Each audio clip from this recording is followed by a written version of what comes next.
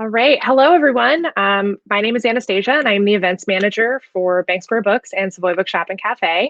And we're so delighted that you were able to tune in to this evening's virtual event. Thank you to William Morrow for hosting the Crowdcast. And just a few quick tips and pieces of business before we get started.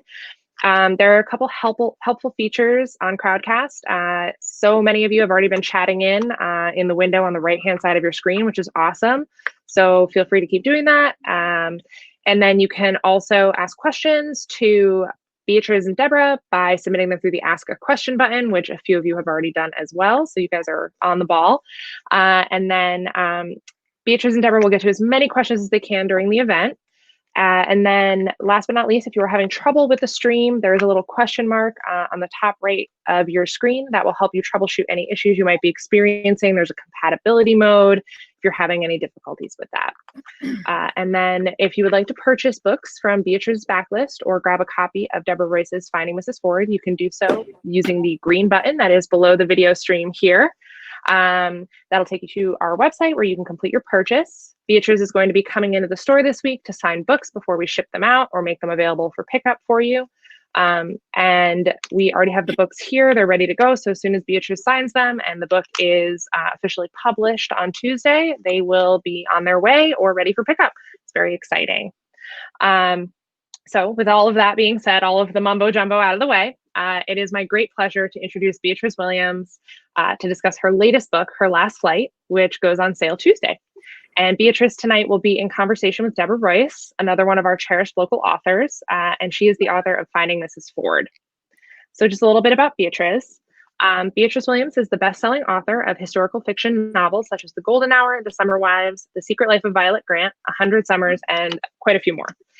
She's also the screenwriter for the television adaptation of The Summer Wives, which is currently in development. So exciting. And she is a graduate of Stanford University with an MBA in finance from Columbia University. Beatrice worked as a communications and corporate strategy consultant in New York and London before she turned her attention to writing novels that combine her passion for history with an obsessive devotion to voice and characterization. Beatrice's books have won numerous awards, have been translated into more than a dozen languages, and appear regularly in bestseller lists around the world. Beatrice lives near the Connecticut shore with her husband and 4 children, where she divides her time between writing and laundry. Okay, and then just a little bit about Deborah. Deborah Goodrich Royce is the author of best-selling thriller novel Finding Mrs. Ford, which debuted in 2019 to rave reviews. She is currently working on another thriller, which will be forthcoming in May of 2021, called Ruby Falls, which will be a nail-biting tale of a fragile young actress, the new husband she barely knows, and her growing suspicion that the secrets he harbors may eclipse her own. And Deborah divides her time between the Northeast and Florida, where she writes, reads, and watches lots of movies, as well as spend time with her family. She and her husband also restore more buildings than she can count, including the Ocean House Hotel and Deer Mountain Inn. All right, so that's just a little bit about our 2 wonderful authors that we have here this evening, and I'm going to let them take it away. They're going to talk for about 20 minutes, and then we'll open it up to the questions that have been submitted through the question button. Thank you all so much for tuning in tonight and buying a copy of the book. And we just appreciate you supporting independent bookstores and these wonderful authors. All right, Beatrice, Deborah, take it away. Hello, everybody. Thank you so much for tuning in. We've got a whole different book tour happening this summer, thanks to, as I like to say, that infinitesimal strand of RNA that has disrupted so many lives in so many ways. But here we all are. We have lots of books to read to get you through all of this. And one of them is Her Last Flight, which is out on Tuesday. Thank you so much, Deborah, for coming to help me celebrate. I think Deborah and I both have poured ourselves a little celebratory champagne. I hope you all get a chance to do that as well. And thank you, of course, to Bank Square Books, one of my favorite local booksellers. I think it's terrific that we can all support independent booksellers during this time as well. And how exciting that, I usually go on a book tour and I've got maybe 10 cities or so that I get to visit. But now I can give my talk to anybody who wants to listen in. So this is exciting for me. And I'm so happy to be able to share with you this book. I finished it almost exactly a year ago, turned the manuscript in, and I don't think I've ever felt as passionate about a book as I have with this one when I turned it in. It's, I think it was Pope John Paul II who said that there's sort of this kind of special agony, and I don't have the exact translation, that an artist feels because you conceive of something in your head. And when you finish it, no matter how good you feel it is, it never quite comes to that ideal that you had in your head. Well, this is one of those books that, I don't think I've ever had a book where when I finished it, I felt not only did I sort of write the book that I wanted to, I actually felt that it had taken on so much more than I imagined it when I started out. A little background. So I'm sure you've all read the cover copy. We're talking about a story about a woman, a pilot in the sort of pioneer years of aviation in the 20s and 30s, who disappears on a round-the-world flight in 1937. And in 1947, a war-weary photojournalist named Janie Everett goes in search of this woman and the mystery behind her disappearance. And she arrives on a remote island, a remote surfing village in Hawaii, on the island of Kauai, in order to unravel the mystery. So that's a very, very brief introduction to the book. Why this book? Now, a lot of people say that sounds a little bit like Amelia Earhart. And in fact, yes, that was a bit of an inspiration to begin with. I think many of us, especially I think women, we really have kind of connected with the mystery of Amelia Earhart. She was one of the pioneering pilots of her age, and then she disappeared. So not only was she this charismatic figure in her own time, but she became legendary through the way that she exited life. And there's all kinds of theories about why that happened. Now, I've always been passionate about aviation anyway. My father was a pilot, is kind of a pilot still. He, growing up, I didn't even realize this. He sort of told me all about this later. He was a cadet. He's British, by the way. I should start by saying that. He was a cadet in the Royal Air Force through college. And then after college, he went to sort of join as sort of a full-fledged officer. And they flew out to Singapore and everything. That was when they figured out he was actually colorblind to red and green. So his RAF career, unfortunately, cut short before it really began. But he did kind of transmit to me this love of flying. I have never piloted an airplane myself, but I love to fly. My father used to fly gliders, so I would go up sometimes with the tow pilot, sometimes with my dad in the glider. I'm always the one in the window seat. I can never get over the magic and the mystery and just the miracle of flying. I can't even understand people who fly in the window seat with the shade closed unless you're sleeping and it's an overnight flight, because do you not have any imagination or any love of beauty at all? There is this beautiful earth laid out below you. And to me, that is just breathtaking, no matter what country I'm passing over. So always been passionate about aviation and flying and the mystery of Amelia Earhart. So I kind of had a little what if moment. I think maybe one of those news stories came out that was speculating maybe they found a bottle of freckle juice on an island somewhere. And I thought to myself, what if I just kind of take this imaginative journey, what might have happened to somebody like Amelia? So I created an Amelia-like character whose name is Irene Foster. And I kind of made her a composite of lots of different pilots who were flying at the time. And I also created the character of Sam Mallory, who is her flying instructor and eventual flying partner. And his disappearance is woven into the story as well. So that was my starting point. And then I knew that I had to create a person who was going to investigate this mystery. And that was how Janie Everett came into being. And she is, in some ways, interestingly, became more the heart and soul of this story. And her quest to find out what happened to these two pilots becomes an obsession that kind of takes over the whole story. So with that, that's the background. That's kind of how I came to write the book.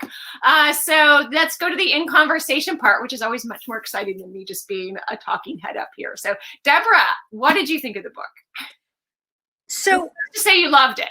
I loved the book, but your book in many ways bookended. Well, I can't say bookended because I don't think it's over.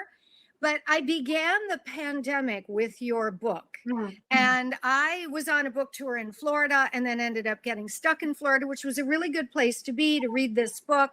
So I'm going to forever associate your book with this very quiet time at home, which for me wasn't a bad thing. The silence of being at home. And there's so many aspects of it I want to talk about. You touched on the flying, and I'm going to start not where I thought I was going to start, but I want to ask you, do you surf? Are you a surfer? Either. I body surf, but I do not. So you have to understand, I grew up on the West Coast. And I grew up near Seattle. So the current, when you're on the West Coast, you have to understand the current comes down from Alaska. So when it's near Seattle, I mean, it is so cold, like even in the middle of summer, you would not even think about without some sort of very thick wetsuit going on. And also I wasn't really near the ocean. So I didn't really grow up doing ocean sports at all. My father's also a sailor, so we were sort of on Lake Washington a lot. And then like even California, I go down to visit my grandparents in California. And even then, it was like, I was excited because like you could actually kind of wade in without freezing your legs off. But still, I was not tempted to get out there and surf at all. And so I came to the East Coast. I was so excited because you could actually really enjoy being in the ocean, which was terrific. But I never did learn to actually surf, but it's one of those things I love watching surfing. And I think that one of the qualities that is necessary to being a writer is that you are able to put yourself in that imaginative space where you see it happening and you feel it yourself, if that makes sense. It does. And I felt it through you. I felt the flying and I felt the surfing. And one of my favorite books/movies is Out of Africa. Yeah. And that feeling when in the movie, the two of them are flying over Africa, I think you really created that sensation of the exuberance and the freedom and that ebullience of being up in the air. The other thing you do, so many of your books are set in the East Coast. I know you're from the West Coast, but you have really created this world. You've been able to dive into this world of the East Coast and who these people are and how they live. But all of a sudden now, here we are in Los Angeles and Hawaii. I've lived in LA. I mean, you got it. You made me feel that I was there, the climate and how different the water is there and how dry it is inland. And it was really a glorious part of this book, and the feeling of Hawaii as well. And how did you decide to be out there? What made you do that? Well, there were a few things. Number one, Amelia Earhart herself, she grew up in the Midwest, but she did go out to California to learn how to fly. Why did she do that? Because California actually had a great climate. Back in the days before you had instrument flying, before you could fly in bad weather, California was a good place to be. I mean, yes, you had that coastal fog, and yes, there's Santa Ana winds every so often. But for the most part, I think we can say that certainly Southern California, the weather is fairly stable and sunny, lots of visibility. You don't have the thunderstorms that roll through here all the time. So California was a natural place for a lot of these early aviators to get their start. And none of that's not even cold. You don't even have the cold that you have. You're not sort of, blizzard bound for months of the year as well. So California was where a lot of that early aviation took place. I also wanted to put in a couple of characters from a previous book that everyone had always asked me about, who go off to California to start an aviation business. This is at the end of my book, A Certain Age. So I wanted to put Octavian and Sophie Refrano in that book, and they do in fact own the airfield that where Irene gets her start. So all of that, and of course California. I grew up on the West Coast. My grandparents were in Southern California, in Orange County before it was like the OC. They were back when it was orange groves, and my mother grew up there, and so I'm just very familiar with it. I went to college in California, and I went down to visit them a lot. I was in the Bay Area, but I went down a lot to see my grandparents. So I probably of all if you look sort of Seattle where I grew up and the East Coast where I am now, and I was living in London, but I mean California is really a big part of my experience as both a child and a young adult. And as for Hawaii, I was lucky enough this is crazy. When I was 3 years old, my dad is a civil engineer, and his firm got some sort of project in Honolulu that lasted for a few months. So we flew out with him, and we stayed in this wonderful condo in right near Waikiki Beach. So, and I was only 3 years old. I have the absolute clearest memories. We were there over Christmas. I learned to swim in the ocean. I remember going to the pineapple plantation and the sugar place. And I remember like being a little astonished that Santa was so tanned when I went to sit on his lap. I got these Barbie catamaran for Christmas. So it was a very exciting time. And then I went back again as a college student. I was a manager for the football team when I was at Stanford. And we were in the Aloha Bowl one year. So I got to spend a week there as a young adult as well, which was a completely different experience. So I love to be able to draw on. I don't travel as much now that I have 4 kids, but luckily I was able to have these great experiences in places, and I just draw on that so much. Not even so much the climate and the physical aspects, is just the feeling of the place, the culture, the atmosphere, how you feel when you're there. And that's what I kind of try and weave into the books. And very well, I have to say, because I was there with you. So one of my favorite aspects of this book, many of your books, but I really want to talk about it here, you have a breadcrumb trail that you are dropping for us. And it's very, very subtle. And I didn't see exactly where it was going. I was following. And as it gets toward the end of the book, there's a surprise. And then there's another surprise and another surprise. So what I want to know, do you start out when you are outlining, do you know every single piece of that? Or did Irene give you some of it? Did Janie give you some of it as you went along? Tell us a little bit about your process. So my books do go through a period of sort of, okay, I get the idea, and then I cogitate for a long period of time. I go running. So in the mornings when I'm out running, not every day, I'm not sort of a fanatic, but I try to go like 4 times a week and have a solid sort of fast 4 miles before I have to hurry back home and get the kids ready for school. But that time for me, I don't have music. I don't playing in my ears. It's just my head. And that's when I do this kind of thinking aspect of it. So I had this idea, and I knew that I was going to have these 2 stories, these 2 women. And I was sort of piecey. I didn't really know what Irene's story was fully going to be. But for some reason, I actually had a clearer idea about this young woman who's going to be in search of her. And we have to be very careful here because we don't give it away. Mm-hmm. I had a very clear idea about her, and I was like, there's something just very particular to her quest. And suddenly I realized what it was. And why flying and Irene, the mystery of Irene and why she disappeared is just so important to this woman. And I think once I figured that out, this actually doesn't always happen. Sometimes I don't figure out that important, I don't even want to call it a twist, because in some ways it's just so integral to the plot. It's more of a reveal, and in this case, sometimes I don't quite get that. I remember with Secret Life of Violet Grant, that big reveal suddenly came upon me about 2/3 of the way through the book, and I was like, oh my goodness, of course, this is what I've been writing toward the whole time, without realizing it. But in this case, and so because I really wanted this book to be about Janie, so I did something kind of unusual, and I always like to experiment a bit with narrative technique.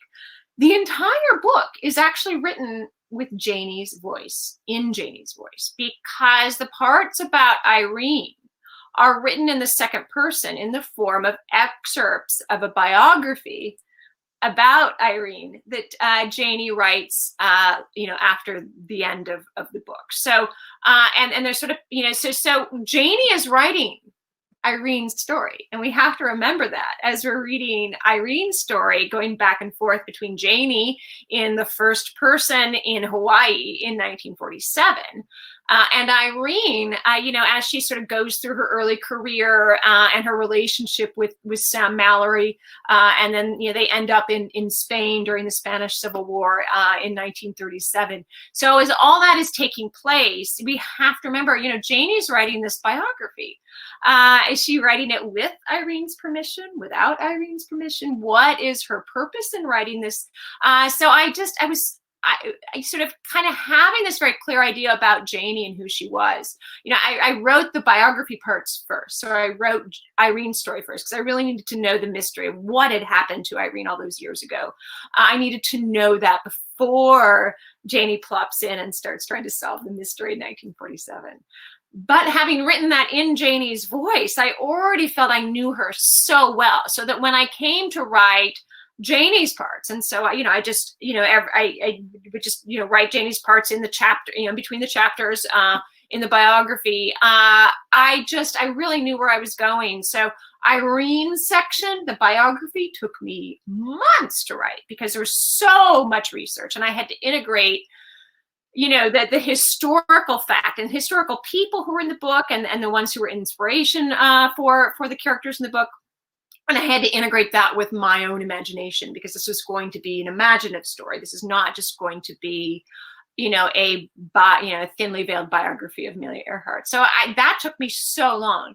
But then when I sat down to write Janie in 1947, I think it took me 3 weeks. Partly because I had to turn the book in, so I had to be 3 weeks.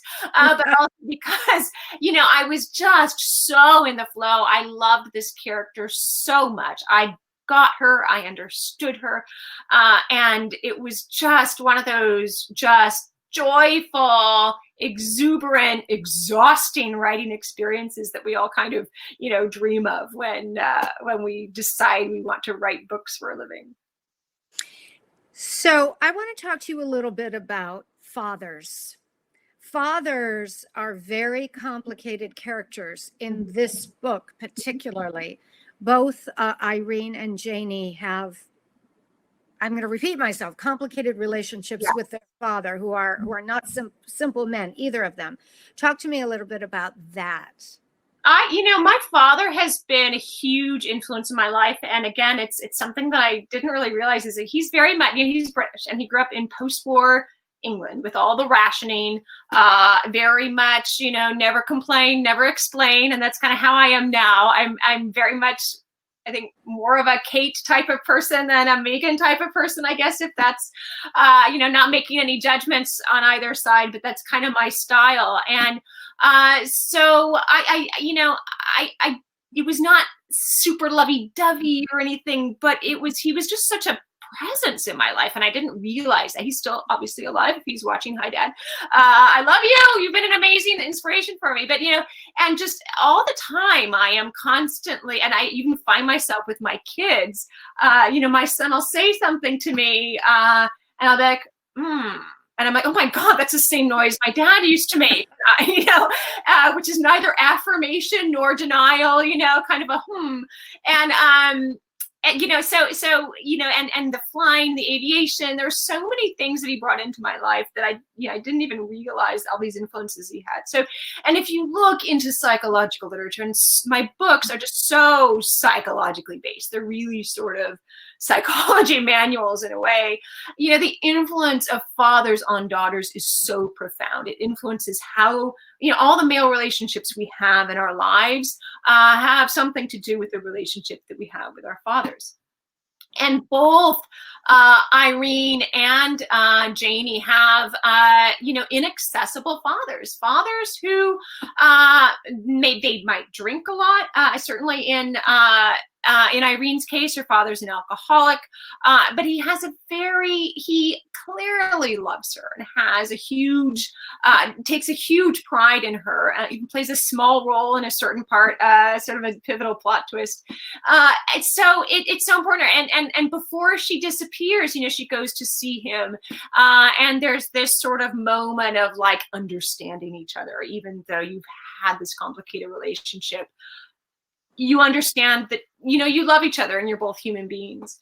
And Janie's had some ways similar, but also somewhat different relationship with her father, because she she grew up with a father who the relationship with her mother is very contentious. They eventually divorce. She gets a stepfather, and the stepfather, as we find out, abuses her. So she is constantly kind of torn with, her relationships with men. She doesn't know how to relate to men as just people, as friends. She's always got this sense that, she's got to earn somebody's love, and she's not even going to try to, because what happens, you're just going to you're just going to lose him at some point. So she has a relationship with somebody in the Second World War. It's interesting because it's he was originally going to be kind of a throwaway character, being just like I needed to give her some backstory, I needed to understand her a little more, so I put in this Spanish guy who'd been a survivor of the Spanish Civil War and was now flying for the RAF. They had many foreign squadrons for sort of evacuees from Europe, and this man took on a very much larger role than I imagined he would. I kept going back to him. Janie keeps going back to him, and I, at some point I sort of realized that this is where she's finally coming to grips with with the relationship that she had with her father and with her stepfather, and trying to kind of make her peace with all that. And then, of course, that's sort of what catalyzes her search for Irene Foster, because, she just, she feels this incredible connection to Irene, to her flying partner, who has always fascinated her. So the story of these two people disappearing at the same time has always kind of obsessed her. And that's what kind of brings her to the point where she can start that quest. So you mentioned something that brings me to something that I wrote down. I love, first of all, I love your parallel timelines, chapter to chapter, but there's something else that you do within the Janie chapters where you also pull out from time to time from the action that's happening around her to her memories of this fellow that you're discussing, or something else. And I really love that. It's like a layer on a layer on a layer. And I think it's very deftly done, and it really kept me engaged. So did you know you were going to do that, or do you always do that? Will you talk a little bit about that? Sure. Yeah, I think I do that a lot with my books, because I want to stay, I think I like to have the action take place within a certain, period of time. And by sort of accessing the characters' memories, that way we can understand more about them without having to sort of go through things blow by blow, to have a whole separate timeline where we go through, the childhood. So by kind of accessing key memories at the point at which that starts to become important to the story and to the character's development. Janie's very troubled childhood is a very important part of this story, and her relationship with her mother, and her relationship especially with her stepfather, which is very, very troubled. And then this sort of idealized time before her parents divorced. All these things are, I try to sort of bring them out just at the point where she's kind of dealing with them a little bit.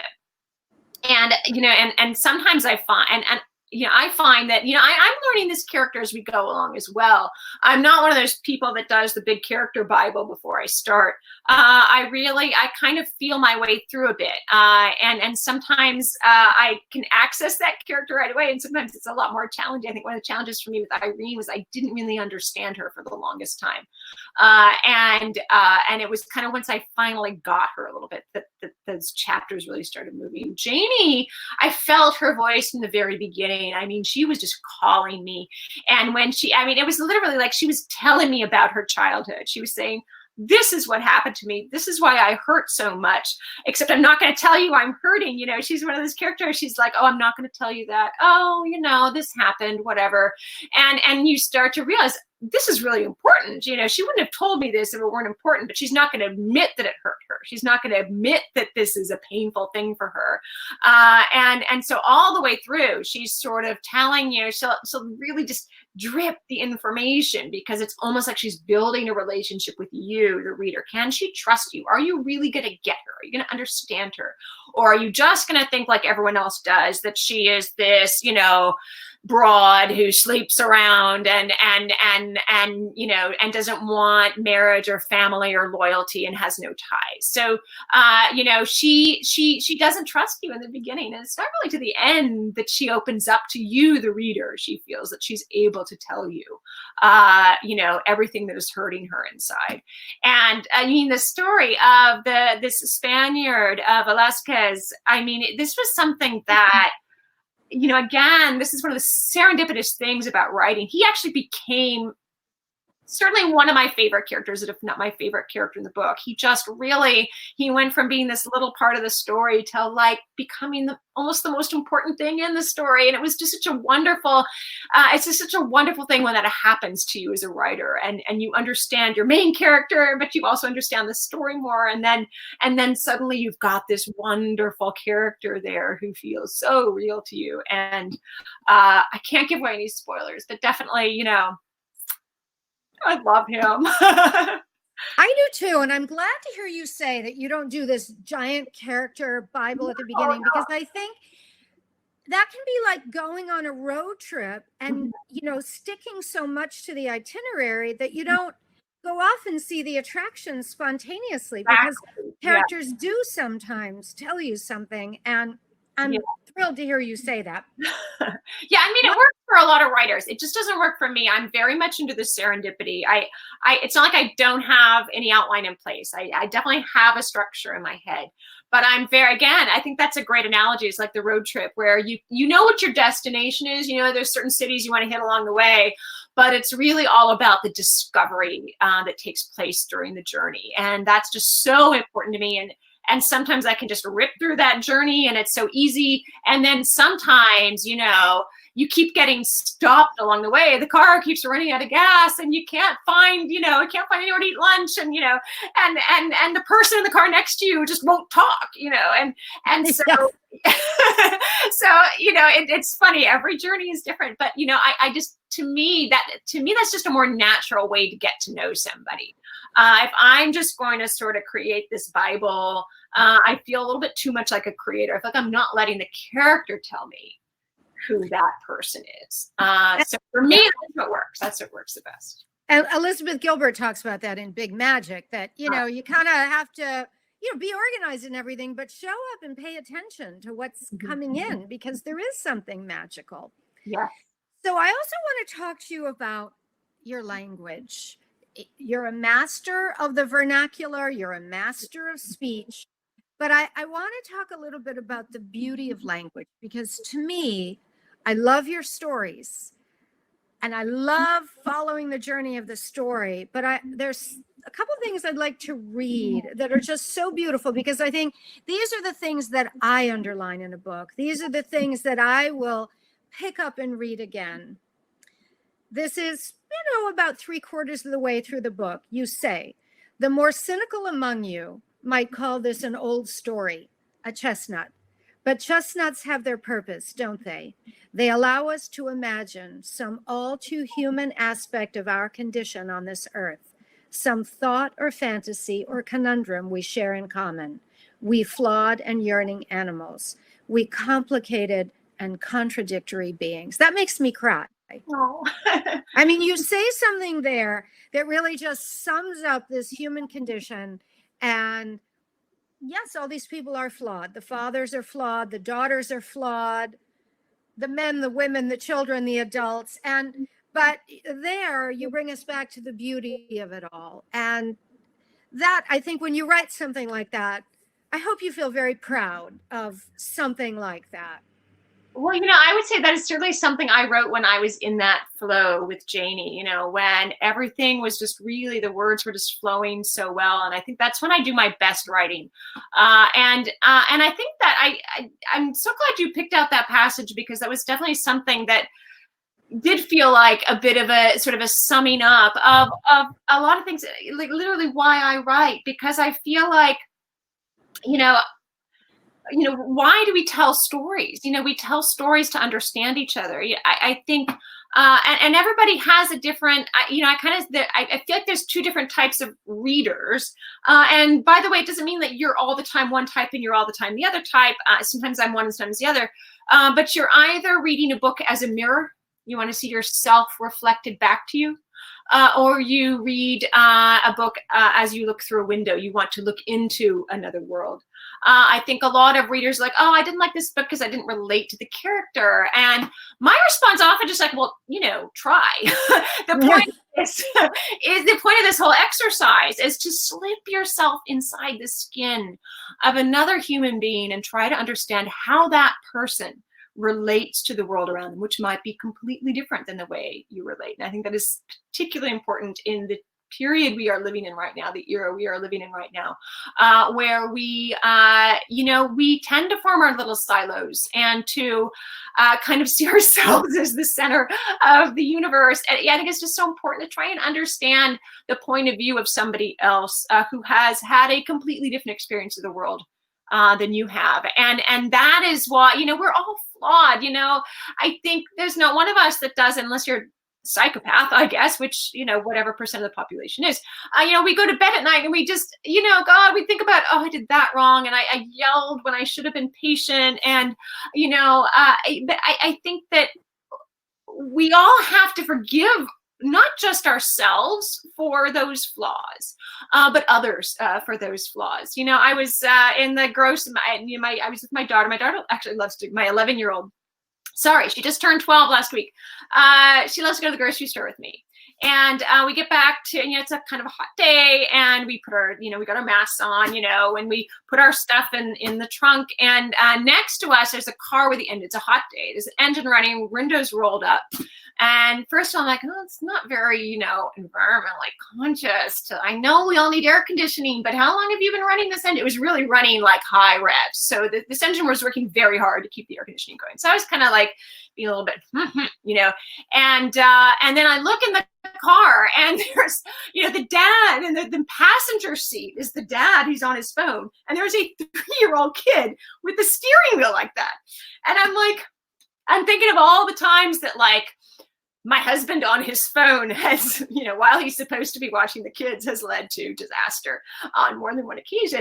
And so I kind of said to my daughter, I was like, that's not really a good idea. She's like, Mom, you shouldn't judge. Maybe, so remember that we saw that dog that the people were pushing around in the stroller, and you were like, why can't the dog walk? And it turned out it was an old dog, and I felt badly for judging. But I think we just need to remember that everybody's got a backstory going in.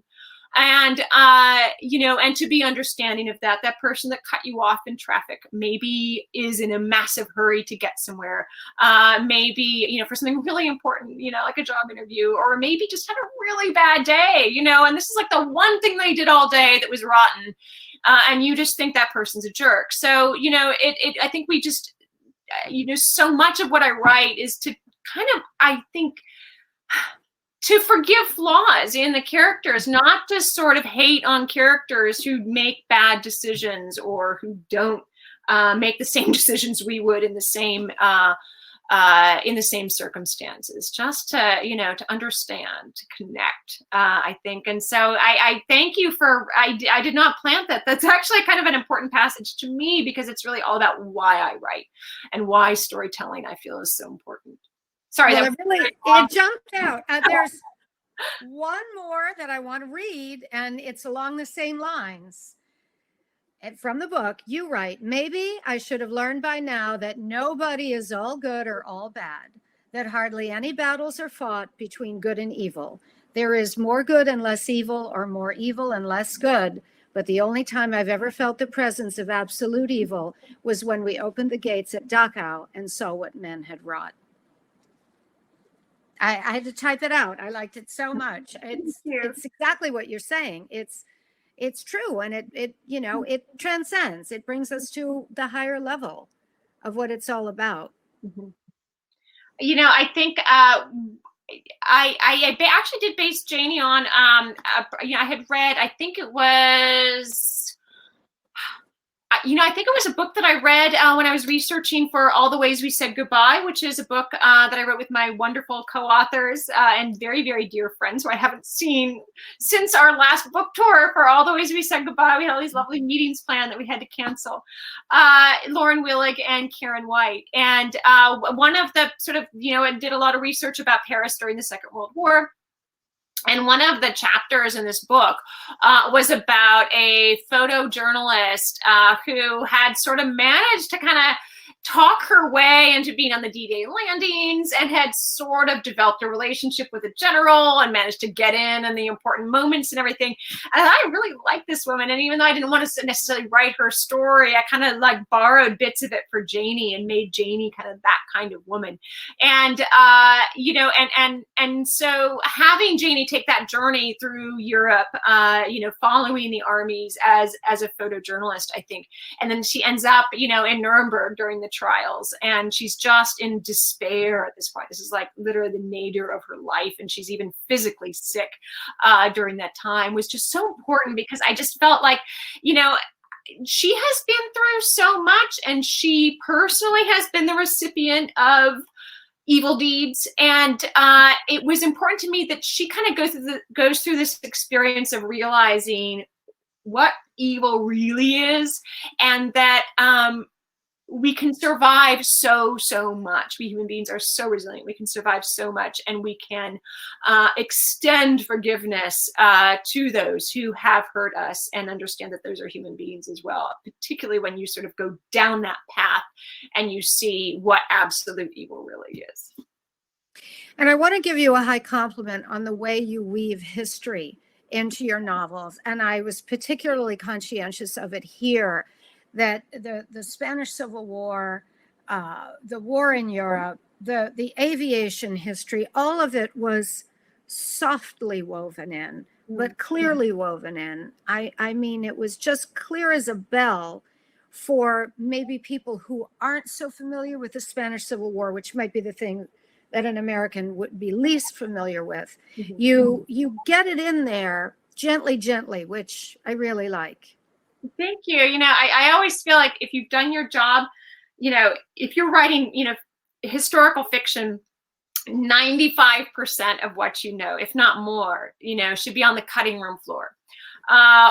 Or actually a better way of putting that is it's just in the type, it's just woven into everything, it's just part of the weight of the background underneath it, so you can feel it without having to sort of plow through all the details of the history. And that's something that I take, I like to think of myself as a history native. I've always been obsessed with history, so there's a lot of knowledge that I kind of take for granted, but I think we kind of can do that a little bit. I think we just need to communicate the salient details, and it's not just so much throwing a whole bunch of facts at the reader.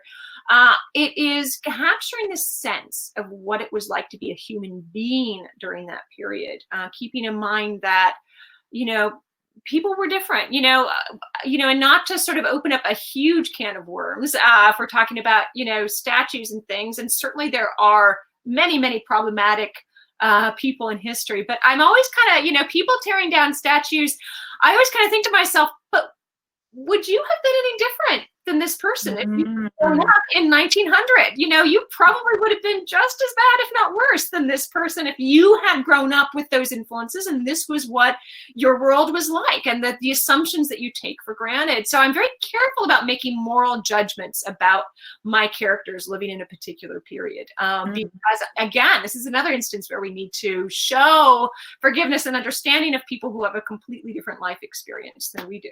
And I think most of us, other than the psychopaths, are pretty well-meaning. So,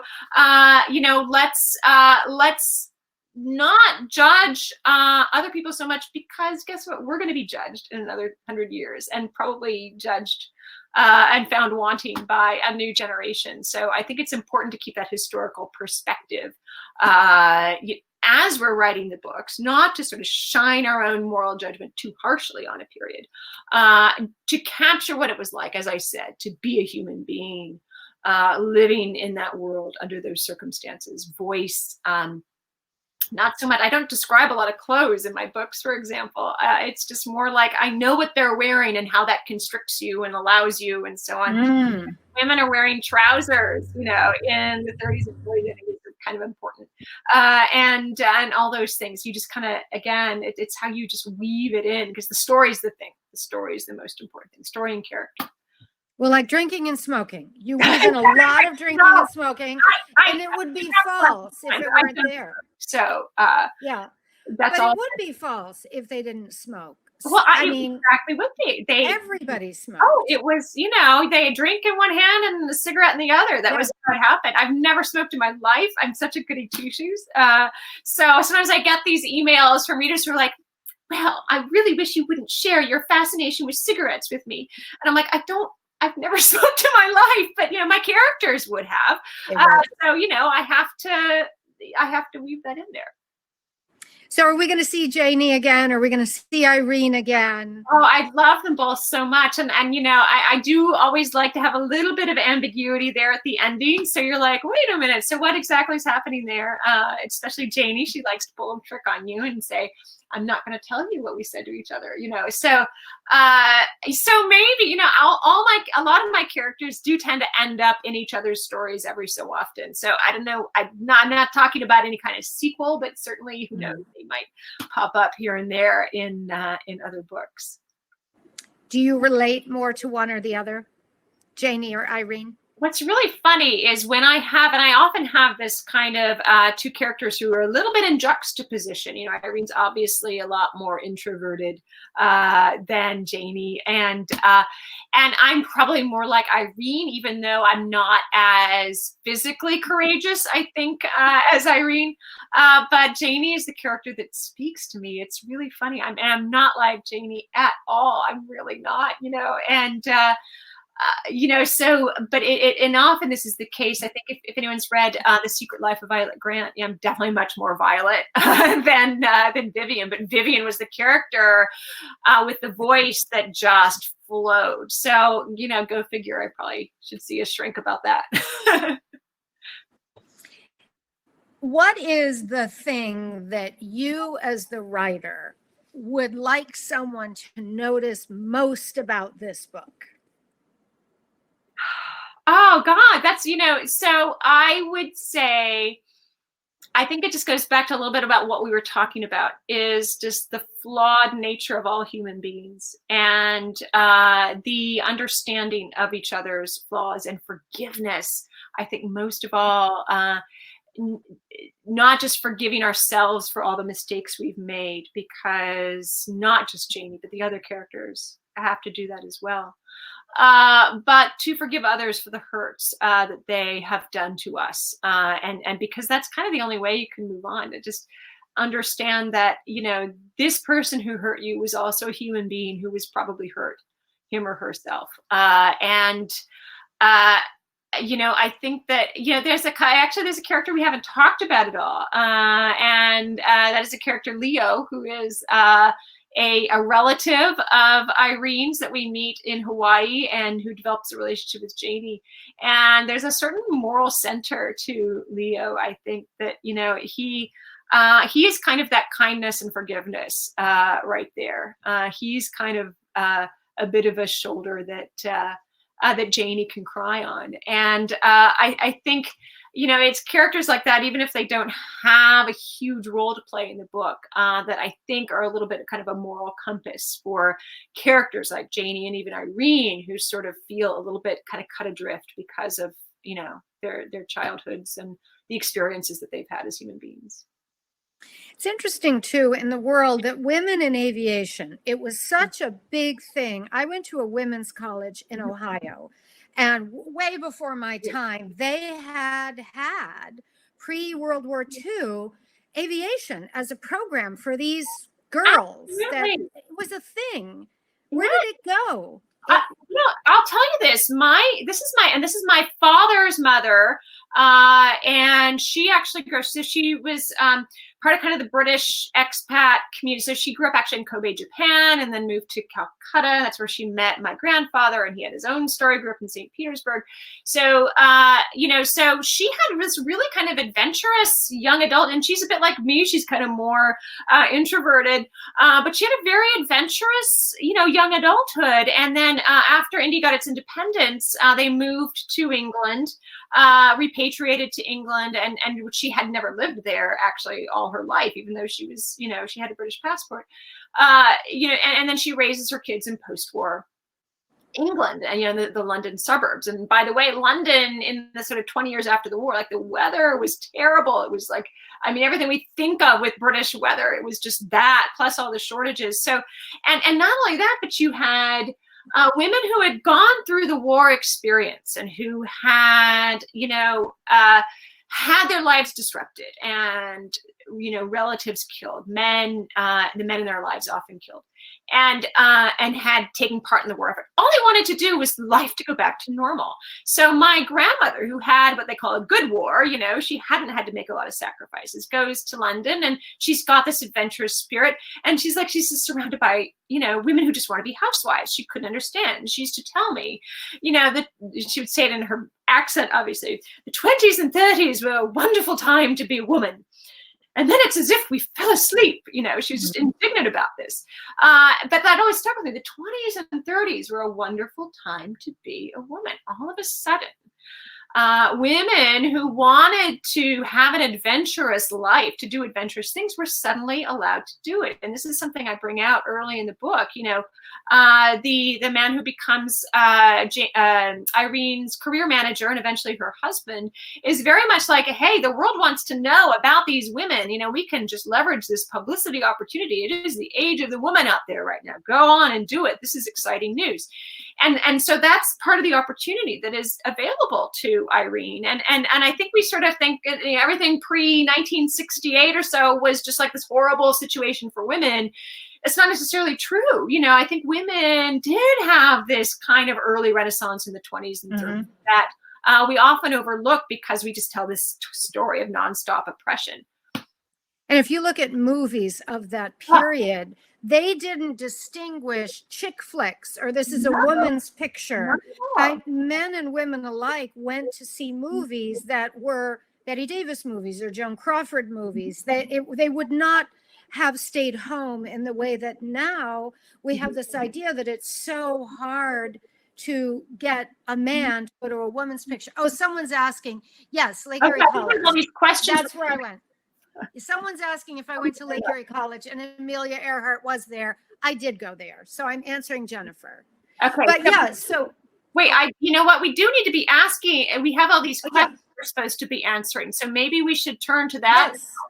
Oh, should I open the questions? I'm going to open them. Okay, I can. So it's actually ranked by vote. So I guess you can vote on your favorite questions. So maybe we'll start at the top. You have 6 votes for after researching this book.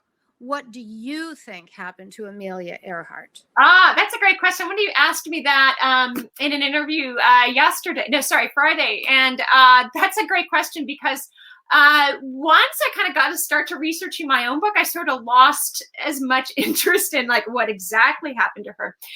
This is a fun fact. I actually live down the street from none other than Robert Ballard, the man who discovered the Titanic and also did all these other expeditions. And he recently, and I haven't spoken, I don't really know him. It's not like a neighborhood. It's very much a country road. But I have met him a couple of times, and apparently he just got back from an expedition to this, to the South Pacific to, find out what happened to her. So my theory, and there are so many conspiracy theories out there. I mean, it's just amazing. I think that, and this is, I can't sort of go into like all the technical aspects of the flight and so on and how they managed to not land on Howland Island as they were supposed to. I think that they just misjudged where they were. They managed to crash. I think it's not impossible that they did survive on Gardner Island for a time. You have to understand how, like, well, why weren't they found? I mean, it is just vast. It's so hard for us to comprehend. I mean, the Atlantic is like a puddle compared to the Pacific. And I mean, the distances are just unimaginable, and just the linear distance, but then you have that whole surface area, and so the distances are so huge. I think it's quite possible that they did actually survive on maybe Gardner Island for a short time, but they couldn't have survived long. I mean, the conditions are just so harsh. Lack of fresh water, sun exposure, all kinds of things. So it's not impossible. I think that they may have, survived for a little while, but I think there's no question that they did not survive long if they did. And by the way, we sit here and talk about Amelia. There was actually somebody else on the flight. Don't forget, her navigator, Fred Noonan, was aboard as well. Poor Fred does not get all the love that Amelia gets, but he shared her fate, whatever it was. So yeah, that's kind of what my theory is. The next question in number of votes is, can you talk about the process of adapting The Summer Wives into a screenplay? Well, I should say that nothing is really going on right now, because nothing is going on in Hollywood right now. I've kind of set that aside a little bit. I did write the pilot episode, so we'll see what happens there. I had never written a screenplay before, so a little bit of it was just, although interestingly and maybe serendipitously, my very last quarter of college, I did take a class on the economics of Hollywood.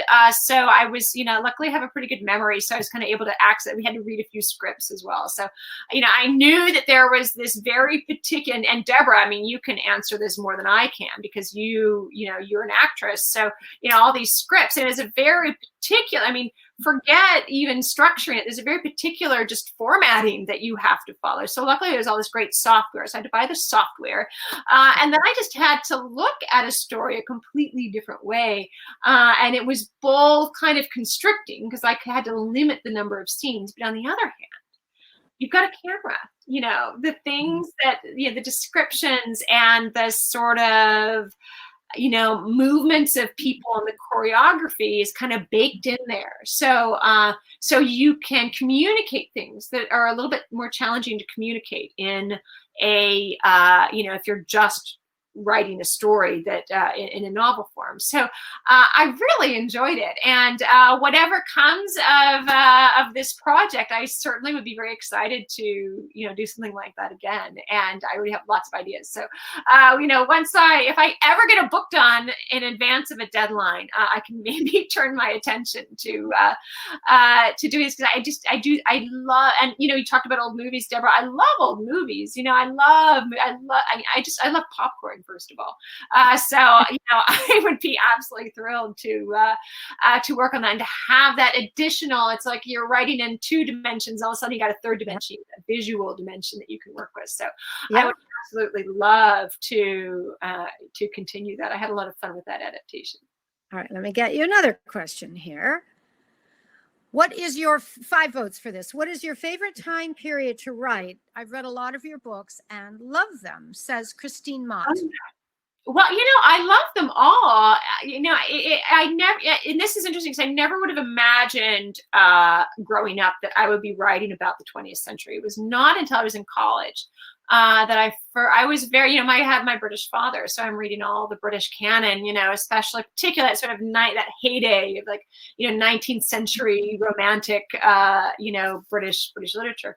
So I never would have imagined that I would be writing in this time period. And then I took a class in turn of the century Europe, and that transition between the capital R romanticism of the 19th century, of the Victorian era, to the modernism that sort of laid the groundwork for who we are today, and the cultural and scientific and artistic changes, social changes that were bubbling up in that first decade of the 20th century. And then you have the First World War, which is just like this crucible that all that stuff gets baked into and melted and become something completely different. So then you have the 1920s. So, I actually have loved writing the 1920s. The 1920s are not as commercial a time period. I have 4 kids to put through college. So I would actually love to write more in the 20s. It's a little challenging from just a commercial perspective. People, they love that narrative they already know, which is the Second World War and so on. But I love that period as well. I don't necessarily, think I haven't really, other than, the sort of allusions to it when characters take part in the conflict and kind of access those memories. I haven't actually written, and other than the Golden Hour, which actually isn't sort of, we're in the Bahamas, we're not in kind of the major theater of war there. So I haven't actually done a lot of writing inside World War II. I'm more interested in sort of how it comes about and everything that's happening going into it, and then what happens afterward, and the survivors and how they deal with this experience of war. Those are the things, because I'm very much into the kind of more psychological aspect, even though some of my books have a lot of plot to them. I love that sort of psychological dimension of how do you go into this thing? Why? How is Germany the way it is? How does this happen? And then afterward, how do we deal with this, catastrophe that has taken place really from kind of 1914 until 1945. Right. Yeah. All right. Let me go to the next question. Can you tell us anything about what you're next working on now for next summer's book? And is your Team W working on anything new that comes from Dallas? And it has hi. I know that. So yeah. Hi, Dallas. Thanks for the great question. Right now I'm finishing up. I wanted to do this before we started just so I could get past that milestone. I'm nearly at, nearly finished with next year's book. And I can say this because I've certainly said it in public before. I do, by the way, everyone, a Facebook Live every Thursday around a little after 4 p.m. I aim for 4. It usually ends up being 4:15. And I won't be doing it this week because I've got all these other events going on. But if you do want to hear all these little snippets about what I'm working on next, and ideas that I've got in the works, that's a great place to catch that, because sometimes I kind of blabber on and don't realize just how many secrets I'm revealing. So next book is set in the Cold War. I wanted to, I've always been a little intrigued by the Cambridge spy ring, which not many here in the US know about, but basically it was these kind of guys who went to Cambridge in the 1930s and were radicalized. They became it was a very fashionable thing to be a communist in the 1930s. And they were recruited by the sort of predecessor of the KGB, and rightly so, they turned out to be very smart, because what happened is these guys then went into the Foreign Office, went into, the SIS, the Britain's intelligence services, and I can't even tell you how highly placed these people. I mean, this guy, Donald McLean, he was literally at the table at Yalta, and, with all the British briefing stuff, and he was handing it right off to the Soviets, so that Stalin knew exactly what the British were briefing on before the next day's meeting. I mean, it's insane, that he was on the Atomic Energy Commission right after the war. He's giving all of this to the Soviets, and then the guy, who is the head of station for DC, meeting weekly with the head of the CIA, is this guy, Kim Philby, who was also giving all this information to the Soviets. So he would get all this stuff from the CIA head and then hand it right on over to the Soviets. So, we think of McCarthyism, and obviously McCarthyism went way too far in the witch hunt aspect, but the sort of kernel of truth was actually true. There were a lot of Soviet spies at very high levels of government. So I'm fascinated by this, not just why would somebody in this culture of honor and loyalty do this? How could he betray not just his country, but literally his friends? I mean, his friends who are loyal agents, he's sort of telling, he knows these people, they're his friends, and he says, oh, by the way, this guy is an agent, and the guy gets eliminated or something, so he's literally having his own friends killed. How do you do that? How do you get into that, that psychological state? So that, plus the kind of, and also what about the women who were married to these men, which also is always a fascination of mine. So it's kind of all about that.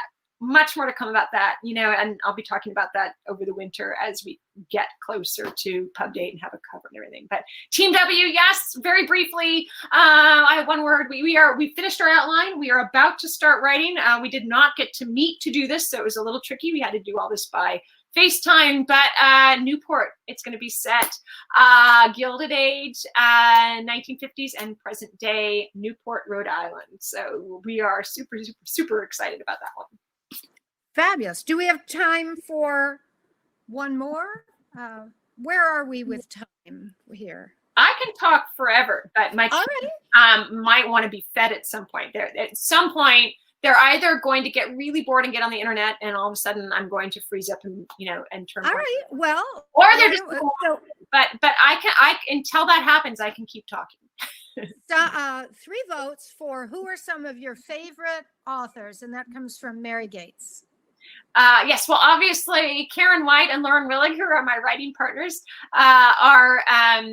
I obviously just love their books as well. So, and we write together. So obviously we have a lot of kind of common spirit with our writing. So I certainly always recommend them, not just because, they would get very mad at me if I didn't. You should really read Deborah's book, by the way, Finding Mrs. Ford. I got to read an early copy of that when Deborah sent it to me, and I was like, when you get a book from a friend, you're like, okay, I hope this is good. I want to be able to say nice things about it. I read it and went, oh my God, I said to my husband, this is really good. I didn't know Deborah could write this well. This is fantastic. So Deborah's book is wonderful as well. If you're looking for some good summer reading. Who else? I always go back to Patrick O'Brien. There's a wonderful article, I think it was in the journal recently, and someone else who is obsessed with Patrick O'Brien, who wrote these wonderful books, a series of 20 books about the British Royal Navy during the Napoleonic Wars. But it's kind of, to me, that is the gold standard of historical fiction. Deborah, you talk about weaving history seamlessly into the story, and he just does that just so brilliantly well. So those books as well. Yeah. I can't wait to read Ellen. I love Ellen Hildebrand. I think she is absolutely fantastic. So that's for more contemporary work. I love her, and I cannot wait. As soon as I finish this darn book, I'm going to get a copy of 28 Summers, which is her latest. I can't wait to read that as well. So do you read when you write? What's that? Do you read when you write? Sometimes I do, but it definitely depends. It's right now I'm at that phase of the writing where I'm either just reading research, or I've actually read a lot of John le Carré novels recently, because he's obviously, when it comes to espionage, Cold War fiction, he's kind of the master. So I've read a lot of those recently, and then just I'm just keeping up with my writing. Sometimes I feel like I'm just one step ahead with my research, and then I'll read something and be like, oh no, I got to do things completely differently, So it is hard for me to read in that end stage of a book, which is where I am now. Right. Partly because I don't have any time to read, but I'm looking forward to finishing the book, and then I can get on my whole summer reading list. Okay, so here we have another one. We're coming down here. So love your books. How do you think you've changed as a writer since writing your first book? Oh my gosh, when I think of Overseas, which, it's funny. So Overseas was my first book, very romantic novel. And yet in some ways and even though my books since then have, there's a lot, my main character in Overseas is a contemporary woman. And I have not really done that since. Other than, I've got a character in my Wicked City books who's like 1990s. But since then, I haven't really done a character who's actually sort of, contemporary with us. And so that book kind of is definitely, and there's time travel involved. So it's definitely a book that I haven't done anything kind of like that since. Yet, those things are still in there. That theme that I have of that friction between the pre-war romanticism and the post-war modernist cynicism that we have now is the central theme of Overseas. So thematically, actually, I think my books are really a lot about that friction that's taking place throughout the 20th century as we navigate catastrophe after catastrophe. How does that change the way we view the world around us? And that's kind of what the theme of all my books has been, whatever, sort of section of arc along that, along that trajectory I'm actually dealing with at the time.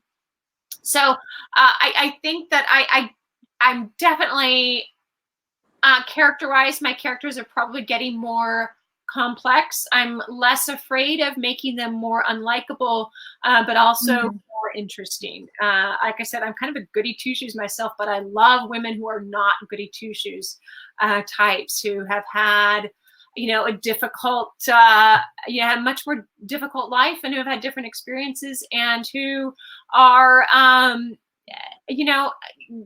can be challenging and challenge our ideas. And I love writing that kind of person now, which is something I never imagined myself writing when I first sort of, sat down in front of a laptop and said, okay, this is the one that I'm going to write that is actually going to, be published. I hope. Right. All right. We have some more. Hold on. Do you get to pick your book covers? 2 people want to know that. That's Christine Monaghan. Yes. So book covers are a very exciting part of the whole business. You turn in the manuscript, and then somewhere, usually after you get your first sort of revisions back from your editor, but before you do the copy edits, you get the first pass at a cover. And occasionally, right away, you get the most brilliant, perfect cover, and that's it. Yay. Sometimes it's like, we like this, but I have a terrific agent who has been with me from the beginning, Alexandra Machinist at ICM. And she has a great aesthetic judgment as well as being, just obviously great literary judgment. And so she, we kind of evaluate it together, and we almost always have the exact same instinct about a book cover. And sometimes it's like 100% yes, we maybe need to tweak a tiny bit here or there, but just this is perfect. And sometimes it's like, directionally I like this, but I think we need a slightly different image. And then sometimes it's like, wow, this is like not what we're looking for at all. Let's go back to the drawing board. So we do have a lot of input into that process. There's a great art team at William Morrow, my publisher, and they usually just come up trumps for me, which is terrific. Everyone loves your cover. There's so many people weighing in about how much they like it. Okay. How do you find your inspiration and start your research for a book? Yes. It's interesting because that's something that has changed as I've gone along, because, you start out with this tremendous well of inspiration and all these great ideas, and you sort of explore all of them, and then suddenly you get to a point where, okay, I've written about that. And so I do a lot of reading of newspapers, like a ton. Nonfiction, I get a lot of ideas from all those things. I'll just come across some story that just really kind of triggers an idea in my head. And, for every 100 of those I come across, one will be like the story that ends up, that sort of, takes me in the direction that ends up in a novel. So it's really kind of like, it's more like there's like a coalescing of ideas, and then suddenly you kind of reach that friction point and you're like, okay, so then you do the research, and then you kind of see where that takes you. And all along, I'm probably working on another book. This is all taking place in the background. Whenever I'm writing one book, always in the back of my head is like, okay, what's next? I need to be already thinking about that, and kind of reading those books and getting my head around what I'm going to be writing next. So, and a lot of it depends on kind of what's going on around me, which I come across, as I'm reading other things. And the one thing I tend not to get ideas from is other fiction, unless it's, fiction from, the period that I'm working in. Fiction that would have been contemporary to the period I'm working in. So I think that usually it's real life that inspires me. And then, once I kind of, for example, I think I saw some story about some spy somewhere in, the Daily Telegraph or something. And that kind of led me into researching the Cambridge spy ring, and some of the American spies who were spying for the Soviets. And then it just kind of built from there. But even, as late as sort of March, I was starting to write something and it kind of wasn't working. And then I was reading more about Donald McLean, and actually his wife really interested me. Melinda McLean, who is an American, she met him in Paris, right? This was after the start of the Second World War, but before the Nazis had invaded. So they got married like right before the Nazis, I think Paris had already been declared an open city, and they got married because, by the way, she was pregnant. And I'm thinking, this sounds like a Beatrice story to me, so, and then the role that she played in what he was doing was fascinating to me as well, because everyone's just like, oh, she's a housewife, she's just she doesn't know what he's doing, she was very good at playing that role. And it turned out she actually knew quite a lot. And when it came, he actually ended up defecting in 1952. This is a very famous incident where Donald McLean and Guy Burgess, just kind of disappeared, the missing diplomats. And then 5 years later, they found out, oh, yep, sure, they're in the Soviet Union now. And but she played a role in that, and she ended up, going to the Soviet Union as well a year or so later and joining him. And I'm like, there's so much going on to this woman, that is that I think at the time people didn't pick up on, but now looking back, we're able to kind of see all that. So I really, that was when I kind of started. So it was reading that, and not that my character is at all like Melinda McLean, but I kind of used bits of her story as an inspiration. And that was when I really finally started to feel like I had found the bones of this story that I was writing. So it can sometimes be a challenge. You have this idea, but for some reason you can't quite figure out how to turn that into a book that people would want to read. So, so it is a challenge. I think it gets to me more challenging as I go along, as I've sort of ticked certain things off my list of things that I've written about. And, at some point, I think I'm going to have to go in a completely different direction to really just refill that well and feel like I'm staying fresh and writing about things that I'm passionate about. Interesting. Wow. Okay. Wait, here we go. Have you found it easier or more difficult to work during the pandemic? Without a doubt, harder. So hard. And it is not because of the nature of the pandemic itself. I'm very lucky to have had a fairly good lockdown. I live out in the country. We haven't had to, other than not being able to eat out and obviously restricting our movements and so on, we've been able to go out for lots of walks. I still go out running in the morning. I don't have to worry about a face mask when I'm out doing that because there's nobody else around. So, the problem is that I have 4 children and a husband and a dog and 3 cats, and they all want to be fed. They're all home, and how it is with kids. They have an idea in their head and they want to share it with you. And they sort of know intellectually that you need to work and not be disturbed, but that doesn't actually translate into everyday behavior. So you don't want to be mean and yell and then be like, leave mom alone, I gotta write. Although I have done that.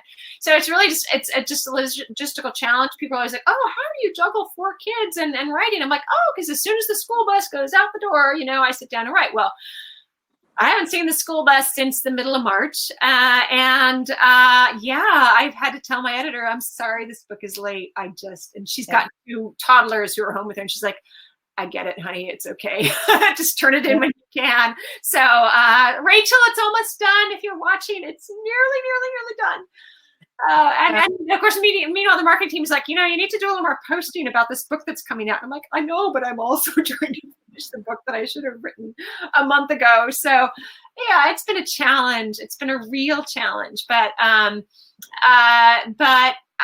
like to think that every time we go through a challenge like that and the writing becomes harder, that we become better writers for it. That I've recently been told that I am a very optimistic person, which I didn't think of myself as being, but apparently this is an optimistic attitude. So I'll just stick with it. I like it. You are such a dynamic speaker. Where did that go? Here we are. You haven't even had me the champagne yet.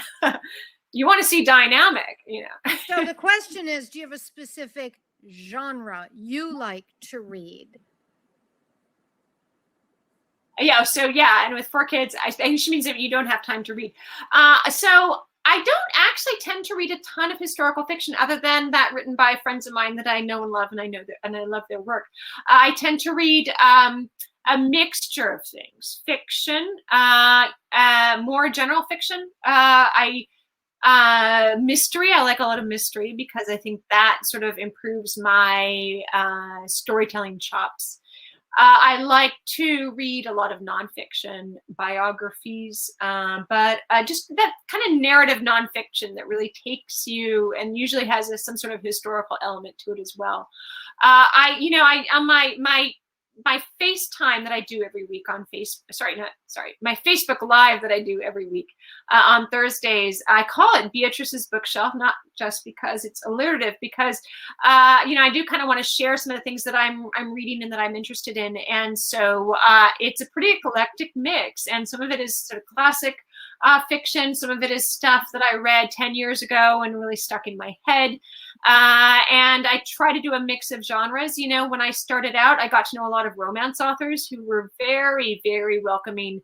I think there was a strong community there that kind of gave me my first, kind of start in terms of like the basics of writing stories. So there's still a few romance authors that I love reading. They're really terrific. Kristen Higgins is great. She writes contemporary. I think she's moved more into kind of women's fiction now, but she was also romance. Eloisa James for a historical romance is terrific as well. So, so all these things, I think the most important thing that as a writer you can do is to read a range of writing and not to be snobby about it at all, because I found, there's plenty of great so-called literary fiction out there, but there's also some literary fiction where, it's and sometimes even the writing isn't as good as writing I've seen in genre fiction. That's what literary fiction is supposed to be about. So I think you need to just keep an open mind and just read, everything that you can kind of get your hands on that it all interests you. Yep. I think that's true. Mm-hmm. Okay. Which book for you was the hardest to write and why? That's from Anissa. Oh yes, hi Anissa. She's lovely because she was able to read an early copy of her last flight and loved it, and she's been leaving lovely comments everywhere. So I really appreciate it. Thank you. Hardest book to write is always the book that I am writing now, whatever that book happens to be. So right now, I think, and partly just because of the whole Corona situation and everything, this book has been a bit of a challenge, this Cold War book. But on the other hand, her last flight, the first third of the book took me months to write. And it was the last 2/3 that took me weeks. So parts of books are also harder than others. So, at this point, I'm going to say probably the all-time hardest for me to write was The Golden Hour. And that was just because it was a very complex book. And there's a lot of research involved because I had a lot of real life historical figures who were involved in the book and a lot of real historical events. And that is, to me, the biggest challenge of writing historical fiction is that weaving together of the imaginative events that take place. And I've never written a book that is where I take an actual historical figure as my main viewpoint character. So there's always that imaginative element. So if you're going to write something that has a lot of real historical events and historical figures in it, weaving that together with your imaginative character is a huge challenge because you've got to do all the research as if you were writing something that is nonfiction, and also have this constant puzzle-solving element of how do I work in the story that I want to tell with the facts on the ground. So, and to that extent, Golden Hour was a tremendous challenge to write. But on the other hand, I was just so happy with how that book turned out. It was a big, long, I think it's my longest book and probably my most complex book. But in the end, it just moved me so deeply. So I think having a challenging book often makes it, a better book. Okay. Let's see. Your blog entries about the library passage have been a bright spot during the pandemic. Is it possible that story could turn into a full book? That's from Sarah Gerger, if I said that right. So much, Sarah. I am so sorry I had to stop writing those. It was literally just the challenge of having this book due, and it was starting to get toward late territory. And how could I tell my editor, oh, I'm sorry, my book is late because I'm writing these free blog posts on my website. So I thought, even though she was enjoying them too, I wasn't sure how understanding she would be about the manuscript being so late. So I did have to stop writing those. As soon as this book is turned in, I will resume that story because I love that story. It is connected to my Juliana Gray books, which many of you have read as well. So I have a pen name I have not written a Juliana Gray book in a couple of years now, but there was a historical mystery element with a character, Emmeline Truelove, and I suddenly realized sort of 3 episodes into the library passage, and you can go, if you haven't, you can go to my website and read. I think I've got 5 or 6 episodes. When I realized it was connected to the Juliana Gray books, there was this character named Max, and I realized, oh my gosh, wait a minute, this is the same. I mean, this is the subconscious is a very strange place, a writer's subconscious. And I realized this was the same Max who was in my Juliana Gray books. So I absolutely am going to keep writing those when I get back to normal life, and I can't wait to see what happens. I don't have anything; it's not plotted out. I'm literally sort of every episode. I'm like, okay, what happens now? So it's a great writing exercise for me. As for whether it becomes a full-length book, I'm just kind of writing it episode by episode at this point. So we'll see. Okay, here we go. If you could pick one positive thing that's happened since the pandemic for you or your family, what would you say that is? That's from Vesna. Vesna, yes. So, actually, I think a lot. No, okay, one very just concrete positive thing: the dog has lost a lot of weight. She's definitely getting a little chunky. She's a beagle. They like to eat.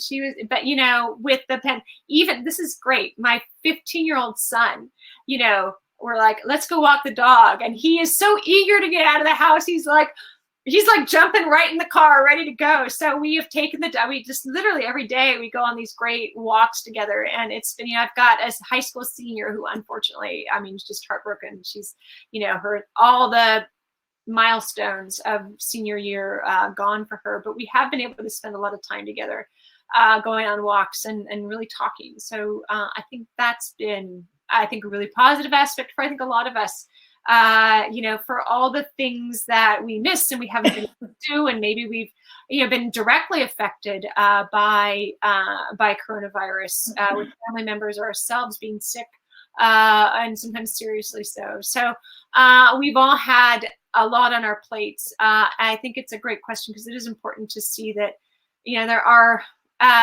positive aspects. There's, I've been rereading the Little House on the Prairie books to my younger daughter, and we're on the banks of Plum, where, they get the locusts and they get, it's horrible. But Ma always keeps saying, there's no great loss without some small gain. And it just feels like that is so true right now. Boy, you said that right. Okay, we're winding down here. What is your typical research process? That's from Mary Gates again. Yes, there is none. There is no typical research process. I think it depends. It just depends so much on the book that I'm writing. So certain books, like say The Summer Wives, are less, it's more about a culture that happens to be, in a historical period. So there's just less, sort of really like deep granular research. It's just more understanding the particular culture. And so, reading a lot of things like magazine articles that were written in the time, just capturing that sense of a voice for a particular period. So sometimes it's not as intensive a research process. For something like my Wicked City books, where you've got the 1920s, you've got all this prohibition stuff going on. There was a lot of research involved with that, and so some of it is stuff that you do kind of before as you're preparing to write. And then some of it is just that really nitty-gritty specific stuff that you have to look up as you go along. It's I think what Donald Rumsfeld called a long time ago, the unknown unknowns, the things you don't know. There's the things that can really trip you up with historical fiction. So, there is no problem. But I think I start out with a lot of kind of general books about a subject. And then as I sort of gravitate towards certain aspects of that period or of that historical event, that's when I do the more specific research where you go to primary sources and so on and really start getting that sort of boots on the ground sense of your period and your historical events. I'm laughing about the unknown unknowns. I was reading something or I was watching something, I can't remember which. And there was a character who was a dentist in the 1960s who put on latex gloves. And I thought, oh no, they did not do that then. That came along post HIV AIDS. Yeah, nobody wore gloves. But it was a younger writer who would not have even thought that it wasn't forever that dentists wore gloves. Now it's the face mask. It's this for granted. I mean, I was reading one book. It was set in the 1930s, and the character is in LA, and she's going to London, and she jumps on a plane.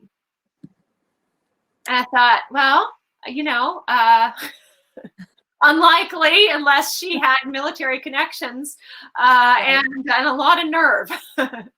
Well, yeah, but so those are the things that people don't always know. They don't know. Assumptions are made. So one writer wants to know if you have read Leon Uris. That's Francine Sullivan. Oh gosh, you know, back in college, but not since. That's an interesting question. Yeah, not since college. That thing, you know, I hadn't actually thought about that, but that's actually a good. I think that is ripe for some reread for me. So thank you for reminding me. That's actually a really good, that could be a really good reread for me. And this is the last question. What was your last 5-star read by, that's Vesta again. It's literally all a blur. I hope I don't get myself in trouble because I think J.K. Rowling's been getting herself in trouble on Twitter lately. So I hope I finally read Harry Potter over the winter. I made a promise to my son that I would. I had read the first 2 books when my kids were little, you know, and I liked it, but I wasn't that engaged. And then I can't remember what leverage he used, you know, where he's like, Mom, it's ridiculous. You're an author and you haven't read these books. And I'm like, well, she was kind of successful. So maybe, maybe I should have read these. So I got to about halfway through The Prisoner of Azkaban, and I was like, this is getting really good. I literally felt her improving as a writer, you know, over the first 2 books. And I got very into it. I was up late reading some of these books, you know, so you know what, I'm going to go on. I know and I haven't even paid attention. She said something or wrote an essay or something. I deliberately haven't looked at it right now because, you know, I really enjoyed the books, and so I was so surprised because I had read the first 2 without really being engaged. But by the time I got to the end, I was like, you know what, you know, the market was right on this one. Definitely, certainly the later books, 5 stars. Well, I have not been reading enough fiction to, you know, I think I've got a couple, but they're not coming to mind right away. So I apologize. What I need to do is keep more of a running diary on social media of my latest favorite reads. So I think we're there. I think we have. No, we've been talking so long, we've probably lost everybody, but talked. Thank you, Beatrice. Thank you for so me, much. it's always a treat to talk to you. I love your books. I love you personally. So what's a better combo? Thank you. It's been fabulous. Thanks so much for you know, for stepping in here and giving me someone to talk with, so I'm not just alone on the screen feeling awkward. Thank you, Deborah. It's been so much fun. Okay. Bye, everyone. Bye-bye.